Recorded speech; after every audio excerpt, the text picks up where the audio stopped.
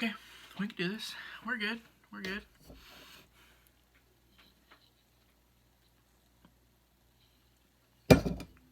Okay. What's up, everybody? This is the very first episode of Upcycled Sanctity. I can't believe you found it. I will remember you as an OG member of the Upcycle fam, especially when I start making that sweet YouTube money and buying jet skis and mansions and all that cool stuff. So, this channel is just an artist who's not really super good at art. That's me.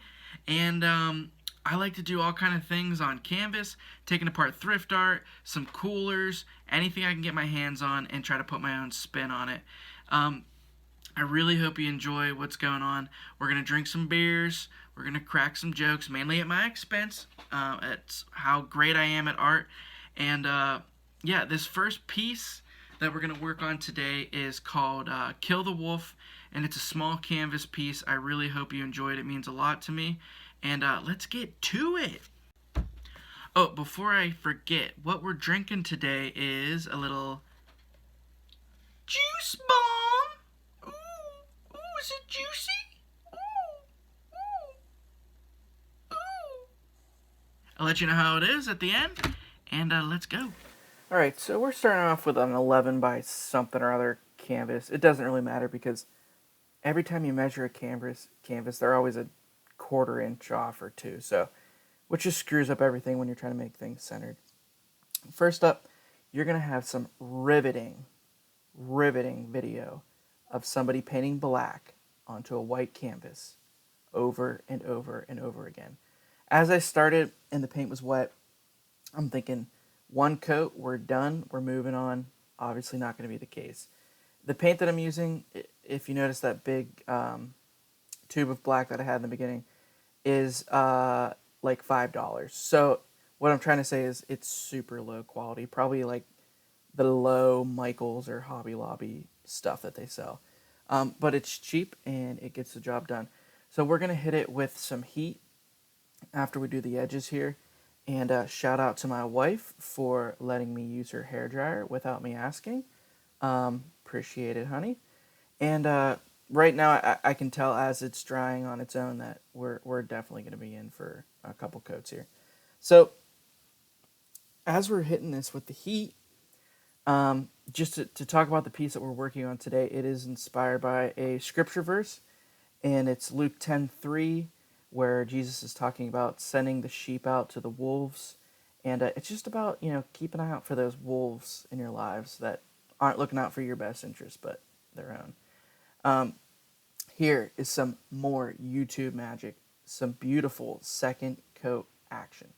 Um, Once again, all paints look great when they're wet, but you can tell it's streaky and not really doing what we want to do. So maybe you're in store for, oh yeah, a third coat. We'll see. So we're just going to finish this up here, and thank goodness for the world of time-lapse, because this took forever, because I'm using the world's smallest paintbrush for some reason. The cool thing about my paintbrushes is a few of them have done tours of duty in Vietnam, and every time you use them, you get splinters in your hand, and they're absolute garbage. But I'm not complaining, am I? Maybe. Yeah, it's definitely time for a new set of paintbrushes. So you can see here, we're getting rid of most of our streaks and our brush marks in our canvas. We should have just used a giant paintbrush to knock this out, or gesso on the canvas, but we're poor and we don't have that, so we don't need it. Yeah, so we're gonna hit this, we're gonna dry it up, and see what happens here.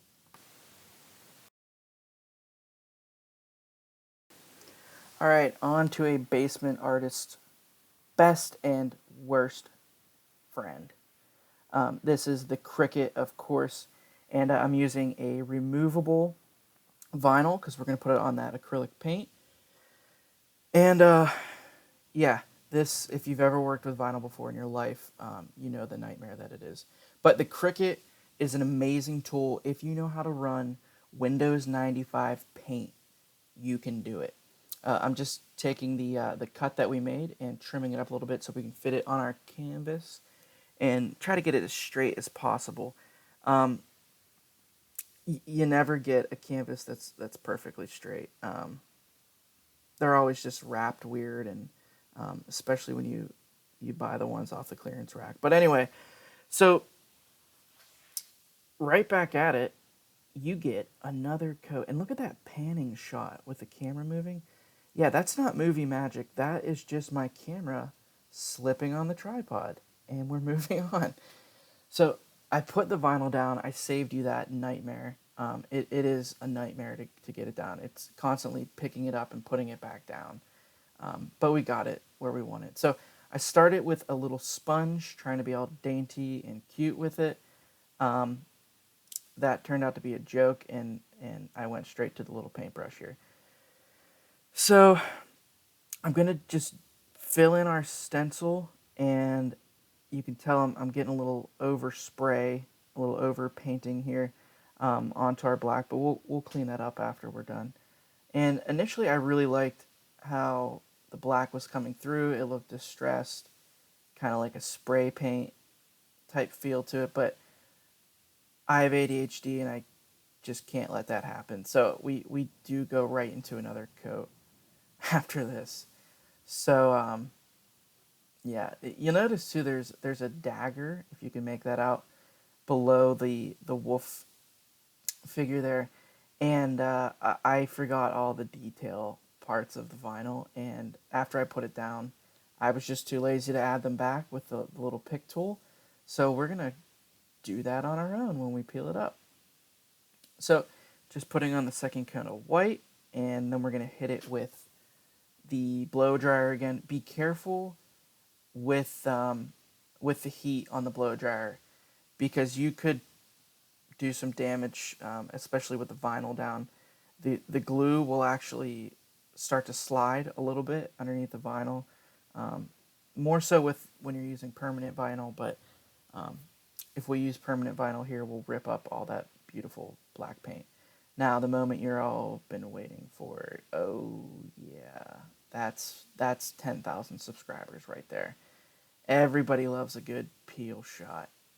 Oh yeah, that's satisfying. So we're just going to take our little pick and get the details all sorted out here.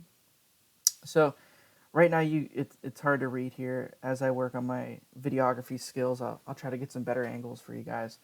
But I'm just peeling up the filler vinyl for the lettering, and around the wolf it says "Kill the Wolf," and yeah.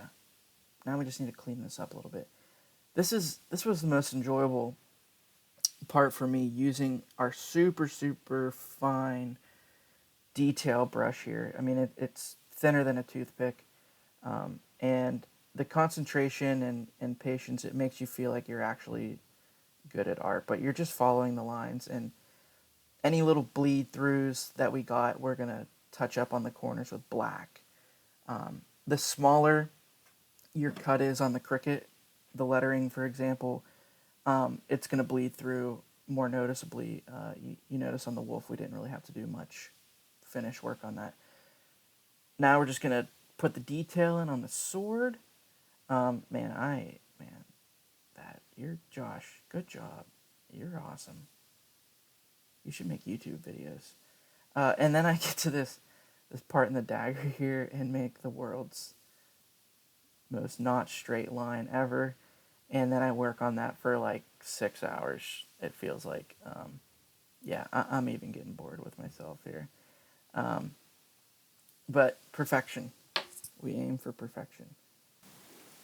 So, as I said before, this piece is inspired by a scripture verse. And in the real world, the non virtual world, I am a full time Catholic youth minister. So, a lot of the stuff that I need to get down on canvas or any art project that I work on does stem from my faith life.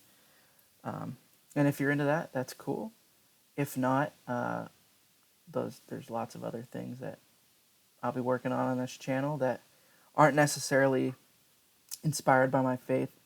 But yeah, it just goes back to, no matter your skill level, the whole point, I think, is of art is to put what's in your heart out for the world.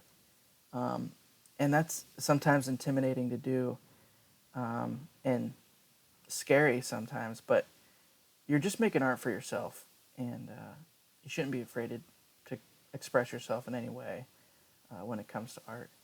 So this is actually the next day. I looked at this piece for 24 hours, and at first I really liked the negative space that was on the bottom, and then I didn't. And I thought, like, maybe I'll just hack off the bottom of the canvas, and I didn't want to rebuild the frame and all that, work. So I decided to fill that negative space with the scripture verse that inspired the piece. Oh, here is another peel shot. Boom.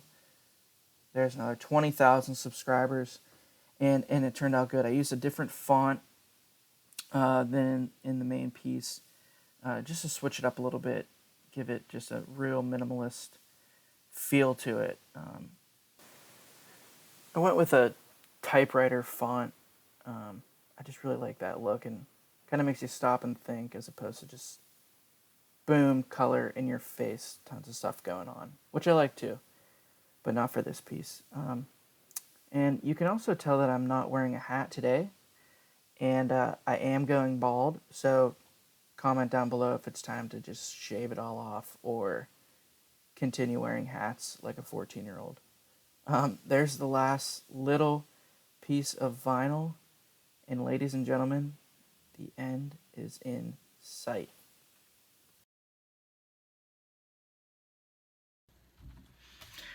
There it is, folks, the final product, Kill the Wolf. I really appreciate you guys watching this. I can't believe you made it through the whole thing. That took forever to do, and through time-lapse, it probably looks like 5 minutes, so I can't wait to see that. But, if you liked it, even if you didn't like it, that's okay. Just share it. That'd be nice. Maybe if I get a couple hundred views, I could buy a new paintbrush or like a tiny tube of paint. That'd be nice. But no, I super, super appreciate you guys checking this channel out. Coming up in the next episode, we got some bro art. Can I legally say bro art? We're going to be taking apart a cooler and putting our own little spin on it, and I think you guys will enjoy it.